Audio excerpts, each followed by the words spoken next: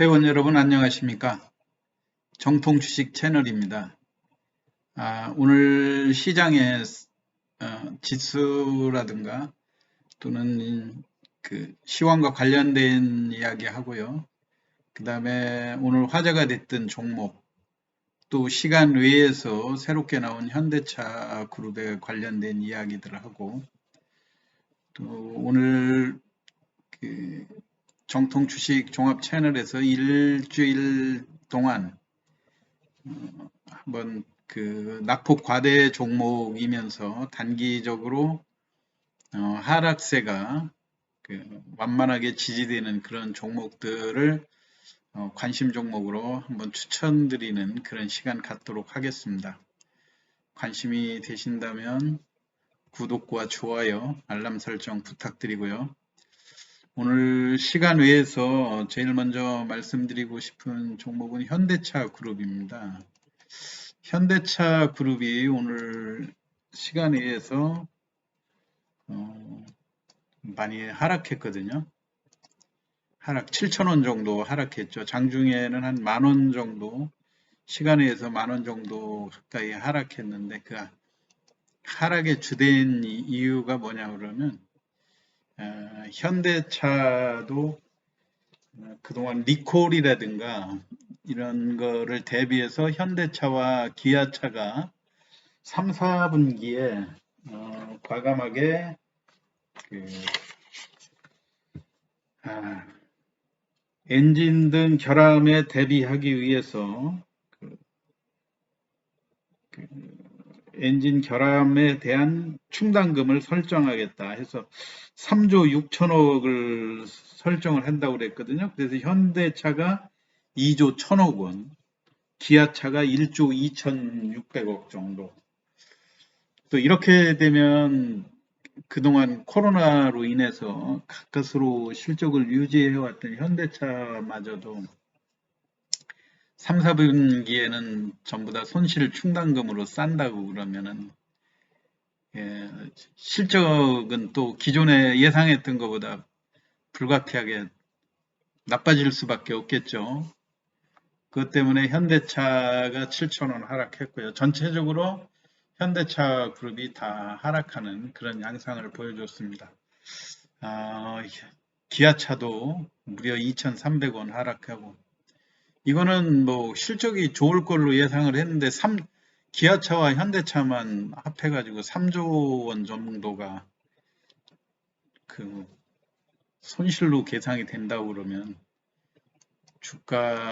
향후 주가 흐름을 좋게 볼 수가 없겠죠. 이건 내일 여하튼 가뜩이나 지금 시장이 2,400 그 근방에서 시속 게임을 하면서 어렵게 장세를 끌고 가고 있는데, 우리의 믿었던 제조 대표주인 현대차마저도 리콜 사태에 대비한 충당금 설정에 들어갔다고 하는 소식은 과히 시장에 좀 부정적인 영향을 미치지 않을까, 그렇게 생각이 되고요. 그 다음에 또 하나, 그 바이오 기업 중에서 너무 어이없는 오늘 보도가 나왔죠. 헬릭 스미스. 헬릭 스미스라고 하는 회사는 우리가 잘 알듯이 옛날에 바이로메드 아닙니까? 구 바이로메드의 서울대학교 산학벤처 그룹으로 코스닥 바이오 중에서 셀트리온, 삼성 바이오로직스에 버금가는 아주 고가주 우량주였는데, 어느 순간에 이 회사가 이렇게 20만 원 위에서 최고 고점 그 증자라든가 이런 거 감안했을 때 19만 9천 원으로 지금 여기엔 돼 있는데요. 기억에 25만 원 정도도 올라갔던 그런 기억이 있고, 최근에 계속해서 주가가 하락해서 이거 뭔가 문제가 있는 거 아닌가 했더니 오늘 바로 회사 또 발표를 했어요. 좀 더 한심스러운 것은 기업이 증권시장을 통해 가지고 이렇게 자금을 마련해 놓고 했으면, 특히 바이오 기업으로서 이 헬릭스미스 같은 데는 바이오의 선두 기업 아니었습니까? 그러면 이런 기업들이 이렇게 증권시장을 통해서 유보한 이런 자금들을 R&D 투자라든가 또는 본업에 힘써서 그렇게 투자할 생각을 안 하고 뭐가 아쉬워서 사모펀드에 또 투자를 했는지 참 너무나 기업이 발표한 내용으로만 보면 좀 그러니까 한심스럽다고 할까요? 그런 느낌입니다. 이런 회사들을 믿고 주가가 많이 하락했기 때문에 옛날보다 10분의 1 토막 정도 났기 때문에 이 회사의 파이프라인이라든가 이런 연구 개발 능력만을 믿고 투자했던 투자자들한테 너무나 그 실망을 안겨드리는 이런 사례가 아닌가 생각됩니다. 그리고 더군다나 회사에서는 지금 관리 종목으로 지정될 것도 우려를 하고 있고 또 관리 종목으로 가게 되면 금융권에서의 직접적인 자금 조달도 불가능하게질 것 같아서 회사의 존립 자체가 위협받을 수 있다. 이렇게 이제 와서 이야기를 하고 있으니 정말 좀 한심스러운 생각이 들고요. 이 헬릭 스미스를 믿고 투자했던 투자자들에게 좀 배신감이 안겨지는 그런 상황이었습니다. 그리고 오늘 또 서울제약 같은 종목들이 장중에 급등락을 거듭했는데요. 우선 서울제약을 보면 주가가 11,200원에서 12,800원, 25% 정도 상한가를 눈앞에 댈 정도로 급격히 반락을 거듭하다가 종가에는 소폭 밀리면서 끝났는데요. 알고 보니까 파이자에서 11월 중에 코로나 백신을 임상 승인 신청하겠다 이런 뉴스들이 나왔습니다. 그래서 화이자하고 관련이 돼 있는 몇몇 제약회사, 서울제약이라든가 제일약품 이런 종목들이 장중에 많이 반등을 했는데 여하튼 구체적으로 추가 뉴스가 어떻게 나오느냐에 따라서 주가 향배가 또 갈릴 거로 보이고요. 또 시간 외에서 오늘 신테카 바이오라고 하는 종목이 그동안 주가가 오늘 상한가를 시간 외에서 기록했는데요. 35,000원 기록을 했거든요. 신테카 바이오도 여러 차례 주가 흐름을 보면 강하게 5만 원대까지 돌파를 했다가 또 최근에 연속 이어서 큰 폭으로 조정을 했는데 이게 아침에는 꼭 강했다 종가에 밀리고 하는 걸 되풀이했었거든요. 그런데 여하튼 코로나에 그 효과가 있는 신물질을 또 개발을 했다 이런 것들이 속보 사항으로 나와서 시간외에서 강세가 됐다는 그런 소식을 또 알려드리고요. 일단 또 빅히트가 오늘 또 추가로 3일간 연속 하락을 해서 지금 오늘 또 19만 원을 뭐 버티는 듯 하다가 또 19만 원 밑으로 내려왔죠. 18만 9천 원. 여하튼 빅히트에 대해서는 계속해서 시장에 오늘은 또 추가로 1개월 이후에 또는 6개월 이후에 보호예수 물량들이 또 추가로 해제될 수 있다 하는 이야기들이 나오면서 연일 약세를 면치 못하고 했는데요.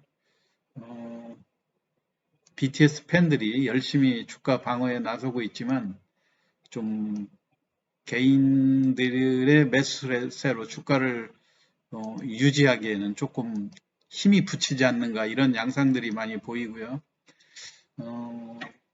단기적으로는 물론 넷마블 같은 것도 많이 하락을 했지만 넷마블도 추가 하락은 많이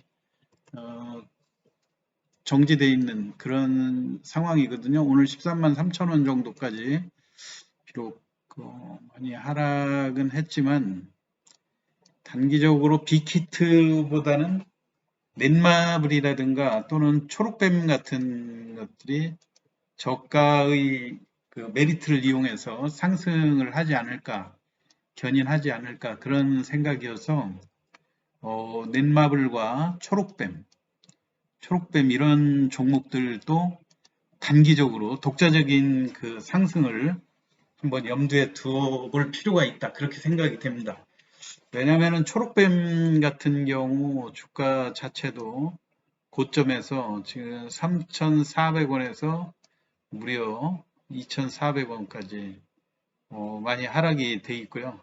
가격 조정이 충분히 이루어졌으면서 또 BTS에 대한 드라마 제작이 다시 이슈가 될 수도 있기 때문에 빅히트에 주목하기보다는 그 관련주 넷마블과 초록뱀의 주가 반등에도 한번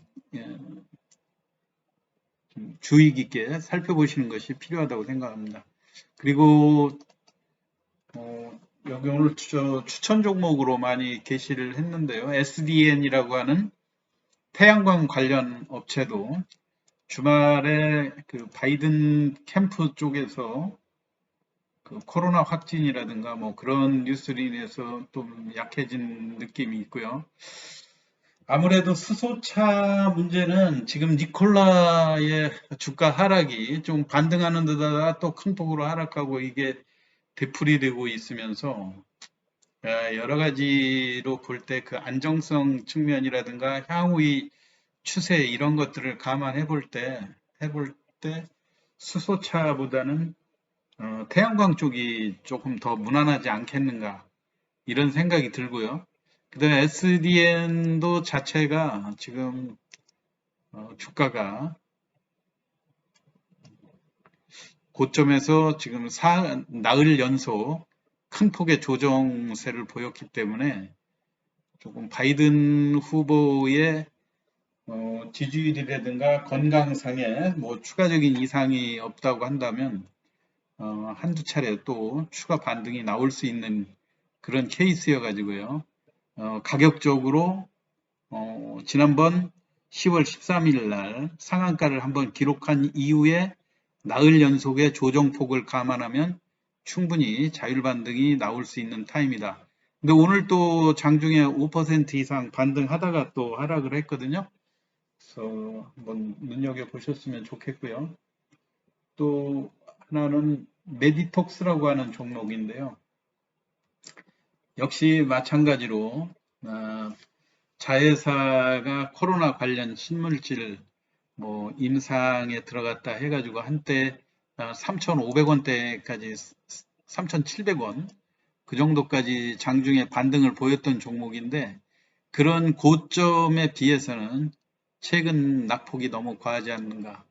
하나, 둘, 셋, 넷, 다섯, 여섯, 한 8일 연속 가격 조정이거든요. 대략 2,500원, 오늘 2,500원을 강하게 지지하면서 장중 반등 시도가 3% 이상 나왔는데 다시 또 마이너스를 기록하면서 역시 추가적인 보여준 종목입니다. 메디콕스도 단기적인 재료에 비해서 단기적으로 낙폭 과대에 해당되기 때문에 한번 관심 있게 보시면 좋을 것 같고요. 여타 TS 인베스트먼트라고 하는 종목을 이제 조금 관심 있게 봐야 되지 않겠느냐 해서 요거를 추천드리는데요. 자, TS 인베스트먼트가 오늘 플러스 10원인데도 불구하고 종가에 여하튼 플러스만 나면 30분 단일가 매매 단기 과열로 종목으로 지정돼서 내일부터는 30분 단위로 매매가 되거든요. 그런데 오히려 이런 종목들은 장중에 그 30분 단위로 바뀌면 매물 부담을 이렇게 회피할 수 있는 그런 수단이 돼서 오히려 이 주가 그 탄력에는 부담이 없는데 이게 거래소에서는 뭐 이런 조치를 마치 주가를 그 급등한 종목들을 끌어내리는 역할로는 좋은 거라고 생각하는지 몰라도 내일 그 단기 급등, 단기 과열 종목으로 지정이 되어 있기 때문에 내일 TS 인베스트먼트가 장중에 약했다가 30분 단위에 다시 또 급등세로에 돌아설 그런 가능성이 많이 있는 종목이거든요. 또 눈여겨보시면서 이렇게 절대 가격이 낮고 낙폭이 작은 그런 종목, 낙폭이 크고 절대 가격이 작은 그런 종목을 중심으로 매매를 하시면 좋을 것 같습니다. 오늘 그 KEC라고 하는 종목도 사실 전에는 1,500원 정도 오르다가 조정을 했었는데 절대 가격이 낮다 보니까 매수세들이 이런 종목으로 많이 쏠리는 거 아닙니까? 오늘 2억 4천만 주나 거래되면서 또다시 상한가를 기록을 했는데 상한가를 하더라도 2,700원이니까 매수세가 이런 종목으로 많이 몰린다고 생각이 됩니다. 자, 오늘 뭐 시간의 거래 동향하고요. 시중에 낙폭이 큰 그런 종목들을 중심으로 해서 설명을 드렸는데요. 최근에 개별 중소형주 중에서도 재료가 있고 그다음에 주가가 과거 고점보다 한 3분의 1 정도까지 큰 폭으로 조정한 종목들이 있거든요. 이런 종목들 중심으로 해서 단기 매매에 임하시면 또 이 어려운 조금 좀 매매하기가 힘든 이 장에서도 조금씩 수익을 올릴 수 있는 지름길이 되지 않을까 생각을 합니다. 오늘 간단하게 시황 이거로 마치겠습니다. 끝까지 경청해 주셔서 감사합니다.